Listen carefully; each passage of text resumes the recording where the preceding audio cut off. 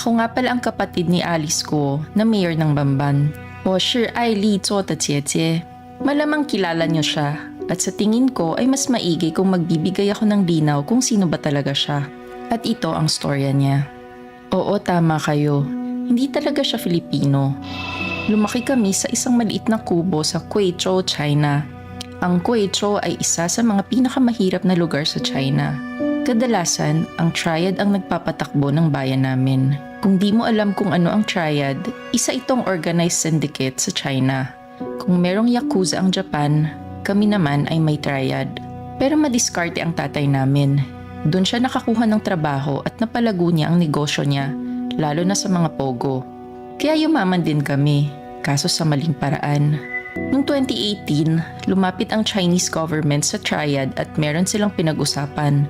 Sa gitna ito ng tensyon sa West Philippine Sea. Sabi ng gobyerno, what if magtanim tayo ng sleeper cell agent o espiya sa Pilipinas? Pero hindi dapat malaman na ang Chinese government ang nagpadala nito in case mahuli. Dito na papasok ang triad. Aakuin nila ang sala just in case worst comes to worst at magkabukingan. Kapalit daw nito ay magpapagawa ng isang malaking pogo hub sa bayan na hahawakan ng sleeper agent o spy. Bahala na ang triad kung ano ang gusto nilang gawin sa pogo hub. Isa pang kondisyon ay dapat sila din ang mag-finance ng operasyon. Ang training ng spy ay sagot ng gobyerno ng China dahil wala rin namang kakayahan mag-train ang mga triad members. MSS ang mamamahala dito.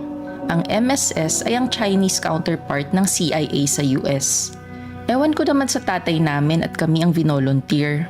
At dito nagsimula ang training namin ni Ate Alice. Sinama ako sa training as a backup just in case may mangyari kay ate. 2 years din kaming nag-training. Ang hirap maging espiya. Pero ang pinaka-challenge namin ay ang mag-aral ng Tagalog. Pansin nyo din sa hearing, may punto si Ate Alice at basic Tagalog words lang ang gamit. Kasi nga Mandarin talaga ang native language namin. Hindi rin okay ang backstory namin ni Ate Alice. Wala masyadong eksplanasyon sa mga nawawalang taon namin bago dumating ng Pilipinas. Sabi nila, wag na daw pansinin masyado. Madali namang mauto ang mga Pilipino. Pera lang ang katapat. 2020 pinadala si Ate Alice sa Bamban. At dito na nila plinano na maging mayor si ate sa Bamban. Isang maliit lang na munisipyo para di halata ng Philippine government. Nakapag-register din siya as a voter at nakapasa din sa COMELEC checking as a mayor candidate. Akalain mo yun, pera lang talaga ang katapat. And the rest of the story ay alam niyo na. Nanalo si ate bilang mayor. Nakapagpagawa siya ng malaking pogo site. At pati ang mga pogo workers ay ginawan din nila ng peking passport at birth certificate. Marami ring natutunan si Ate Alice sa Philippine government, lalo na sa emergency response nila in case may aatake.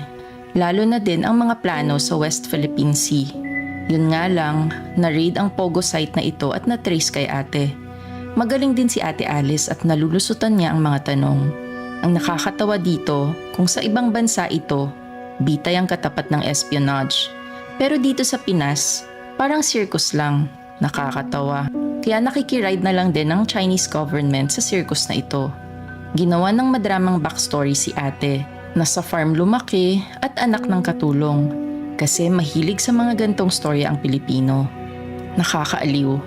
At hanggang ngayon ay di pa rin inaaresto si Ate Alice. Kamote talaga ang Pilipinas. Pero kausap ko siya last week. Sabi niya, nagustuhan na daw niyang tumira sa Pilipinas. Ayaw na daw niya maging spy. Pipiliin niya daw ang Pilipinas. Sabi ko naman, papatayin siya ng triad or ng MSS kung malaman nila ito.